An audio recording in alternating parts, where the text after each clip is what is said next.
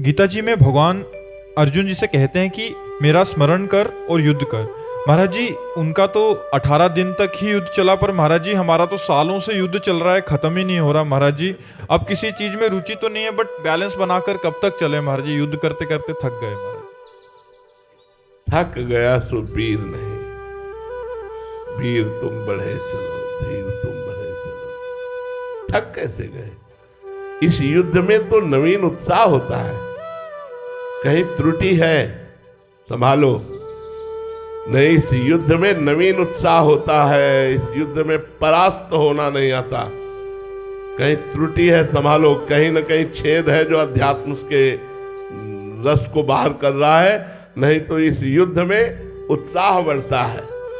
वीरों को जब समान योद्धा मिलता है तब उत्साह बढ़ता है, कमजोर मिले तो निराश हो जाते हैं। जब अपने से जोर का योद्धा होता है तब उनकी भुजा फड़कती है।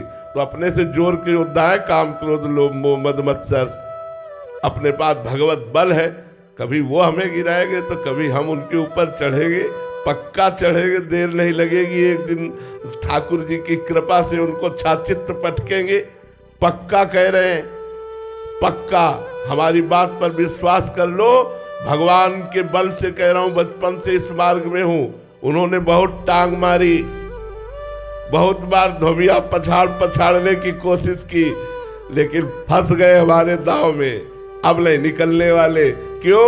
क्योंकि ये जगत गुरु का बताया दाव है। जगत गुरु भगवान का बताया दाव है। इसलिए हारना तो नहीं, निराश तो होना नहीं, उदास होना नहीं। इस मार्ग में नवीन उत्साह भगवान देते। नहीं, कई बार हमारे जीवन में अंधेरा छा गया, अब क्या होगा? ऐसा लगा कि कहां चारों तरफ अंधकार छाया हुआ है, पर फिर एक प्रकाश प्रकट हुआ और उसने रास्ता बताया। बचपन से लेकर भगवान का बताया हुआ ही मार्ग हम चल रहे हैं, वही जगत गुरु हमारे को चला रहे हैं। तो भैया, निराश होने का मतलब है कोई त्रुटि हो जाना। महाराज जी अभी क्या है, संसार में रहते हैं महाराज जी, परिवार में, तो आपका सत्संग सुनने से रुचि खत्म हो रहा है उस भोगों में, बट बैलेंस बना के चलना पड़ रहा है कि क्योंकि सबको देखना है, सबके मनोकामनाएं पूरी कितना बढ़िया हमारी रुचि नहीं है, लेकिन हम वो क्रिया कर रहे हैं। कोई भी क्रिया कितना बढ़िया है, हमारी रुचि नहीं है, कितना बढ़िया है, कितना आनंद है। आप इस बात को, तभी हम कह रहे हैं कोई अध्यात्म में त्रुटि हो रही नहीं, इसमें बहुत आनंद है। भगवान ने जो कर्तव्य कर्म दिया है वो हमें अवश्य निर्वाह करना है, अपने मन की रुचि को दबाकर, परमार्थ की रुचि को दबाकर। अधर्म नहीं करना, लेकिन परमार्थ की रुचि को दबा करके हमें करना है। हमें परमार्थ की रुचि को अंदर ही अंदर दबाना है। और गृहस्थ है तो गृहस्थ धर्म का पालन, विरक्त है तो विरक्त धर्म का पालन करना है। जब तक जीवन है तब तक कर्तव्य है, और जब जीवन समाप्त हो गया तो भगवान अपने हाथ में डोर लेकर खुद संभालेंगे। तो हमें ऐसे ही परिवार में चलना है कि हमारा जो कर्तव्य है, हम अपने कर्तव्य का पालन अपनी आध्यात्मिक रुचि को दबाकर। जी बहुत बड़ी बात है, आप प्रेरणा स्रोत हैं हमारे सब ग्रस्त जो साधक हैं आपके, जो हम विरक्त साधक है, कि अपनी रुचि को दबा के संसार को देखते हुए, बैलेंस करते हुए भजन करना। बिल्कुल बिल्कुल, रुचि के अनुसार तो आप, भगवान साक्षी है। हमारी जो आंतरिक रुचि है उसे तो भगवान जानते हैं, दूसरा कौन जानता है।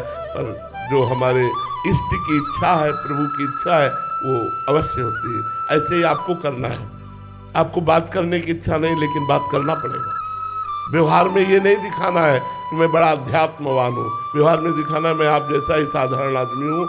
अंदर से असाधारण वृत्ति, एकांत हुआ कि पुनः भजन में डूब गए, व्यवहार में गए तो ऐसे सरल और साधारण बन के गए कि कोई खास बात नहीं, हमारे जैसे ही व्यक्ति है, ऐसा लगना चाहिए। तभी रामई भजै ते चतुर नर, वो चतुर शिरोमणि अपने को बचा के निकाल ले जाएगा। बाहर कोई न जान पाए आप इतने उच्च कोट के आध्यात्मिक व्यक्ति हैं। और अंदर से अंदर ही अध्यात्म का पोषण कीजिए और बाहर व्यवहार में चलिए, कोई जान ही न पावे कि ऐसा नहीं तो बिगड़ जाएगा आपका। फिर अंदर का चिंतन बिगड़ जाएगा। पत्नी असंतुष्ट, पुत्र असंतुष्ट, परिवार असंतुष्ट, तो उसका प्रभाव आपके ऊपर पड़ेगा, आप भी असंतुष्ट होने लगेंगे। इसलिए व्यवहार का बैलेंस बनाकर परमार्थ को पुष्ट कीजिए। संगीता जी माउंट आबू से। राधे राधे महाराज जी। महाराज जी भगवत कृपा का स्वरूप क्या है, ये कैसे उदय होगी? संत जनों का मिलना भगवत कृपा का स्वरूप है। संतों के संग में रति होना भगवत कृपा का स्वरूप है।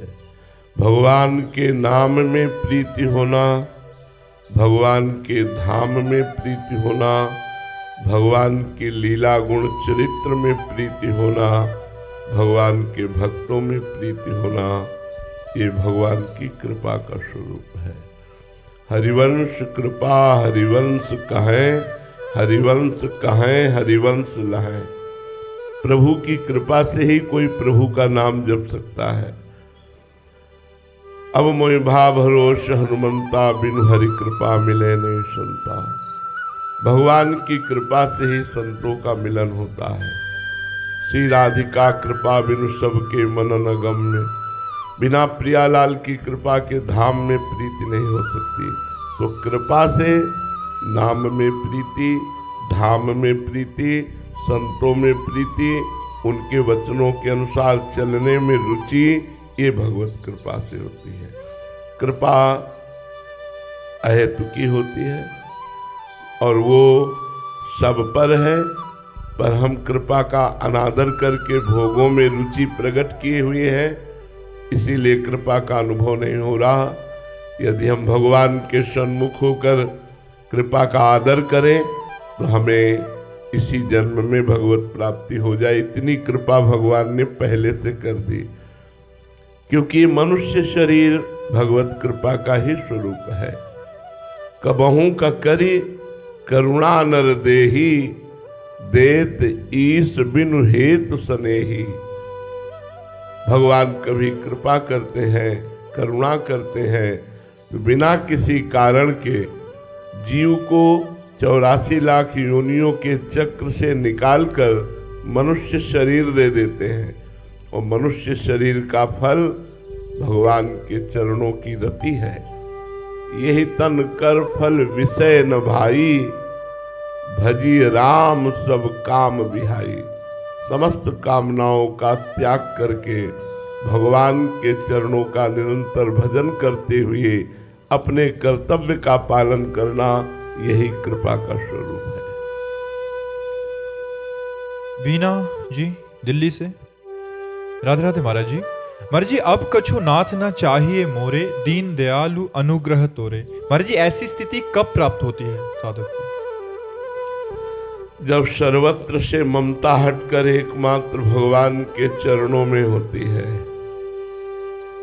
सब भोगों की आशाओं का त्याग होकर एकमात्र भगवान में आशा रहती है। सब बलों का त्याग होकर के एकमात्र भगवत बल का आश्रय होता है। धन का बल, तपस्या का बल, बुद्धिमत्ता का बल, नाना प्रकार के बलों का त्याग करके एकमात्र भगवान में बल, और सब भरोसों का त्याग करे एकमात्र भरोसा भगवान का, तब उस आनंद का अनुभव होता है जो आनंद ब्रह्मा जी को भी नहीं है। तब हृदय से निकलता है, अब कछु नाथ न चाहिए मोरे। नाथ, जिस आनंद के लिए मैं अनंत जन्मों से भटकते हुए विविध कर्मों को करता हुआ, विविध भोगों को भोगता हुआ कभी प्राप्त नहीं कर पाया, वो आनंद आज आपकी कृपा से मिला। इसी की खोज थी। हे नाथ, अब कछु नाथ न चाहिए मोरे, दीन दयाल अनुग्रह तोरे। वो भगवदानंद है, वो परमानंद है। वो जब प्राप्त होता है तो फिर और कोई चाह नहीं रह जाती, लेकिन वो तभी प्राप्त होता है जब कोई भरोसा, कोई बल, कोई आस किसी अन्य से न हो, एकमात्र श्री भगवान से हो। एकमात्र श्री भगवान अपने हो, दूसरा कोई हमारा नहीं। मेरे तो गिरधर गोपाल, दूसरो न कोई। जब दूसरा न कोई, तभी आनंद प्राप्त होता है।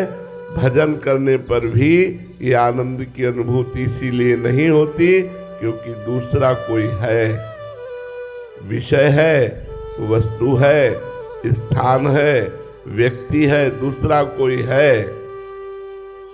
कै हरिदास ते जीव विमुख भय जे दूसरी करिदारी। दूसरा कोई है तो हरि से विमुख हो। जब दूसरा कोई नहीं है तो मेरे तो गिरधर गोपाल, दूसरों न कोई। ये आनंद, ये स्थिति तभी प्राप्त होती है। इसीलिए बहुत प्रयास करने पर भी इस आनंद का अनुभव नहीं हो पाता, क्योंकि हम फैले हुए हैं, समेट नहीं पा रहे। हमारी आसक्ति किसी विषय में, किसी वस्तु में, किसी व्यक्ति में, किसी स्थान में फंसी ही रहती है।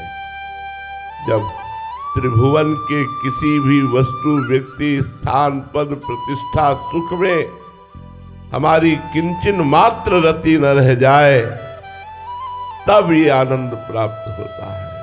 ये आनंद प्राप्त होने के बाद कोई चाह नहीं रह जाती, समस्त कामनाएं शांत हो जाती है, हृदय आनंद से भर जाता है। अन्य स्मृति विहीन, एकमात्र भगवत स्मृति लीन, ऐसी स्थिति होती है। सीमा गर्ग जी, राधे राधे महाराज जी। महाराज जी, संत और असंत में क्या अंतर है? संत जो अपना अहित करे, उसका भी हित करे, उसे संत। जो अपना हित करे, उसका भी अहित करे, वो असंत। असंत भगवान से विमुख, पापाचरण रत, शास्त्र की आज्ञा के विरुद्धाचरण करने वाला, मनमानी आचरण करने वाला, समस्त आसुरी संपदा से युक्त, शास्त्र आज्ञा का पालन करने वाला, दैवी संपदा से युक्त, सर्वलोक मंगल चाहने वाला, निरंतर भगवान के चरणों में अपने चित्त को समर्पित किए हुए, काम क्रोधादि दोषों पर विजय प्राप्त किए, वही संत है। कामादिक मद दंभ न जाके, तात निरंतर बस में ताके, वही संत है जो भगवान को प्रेमाधीन किए हुए है। वही प्रेमाधीन कर सकता है जो काम क्रोध लोभ मोह मद मत्सर इन पर विजय प्राप्त कर लिया है भजन के प्रभाव से। जो इनमें फंसा हुआ है, शास्त्र विरुद्ध आचरण करता है, वही असंत। समस्त आसुरी संपदा असंतों के हृदय में होती है और दैवी संपदा संतों के हृदय में होती है। विविध प्रकार से देखा जाए, सब में भगवान विराजमान है, पर असंतों का संग न मिले, चाहे नरक भले मिल जाए। बरभल वास नरक करताता और दुष्ट संग जन दे विधाता। दुष्ट संग न मिले, दुष्ट संग जो दूसरों का अहित करते रहते हैं, जो सब में दोष दर्शन करते हैं, जो दूसरों की निंदा करते हैं, जो दूसरों के गुणों में भी दोष निकालते हैं, दूसरों का अमंगल विचारते रहते हैं, ऐसे लोगों का संग न मिले। बरभल वास नरक करताता, दुष्ट संग जनि दे विधाता। तो संत और असंत में बड़ा अंतर है। संत भगवान का कृपा का स्वरूप होता है, असंत भगवान से विमुख होता है।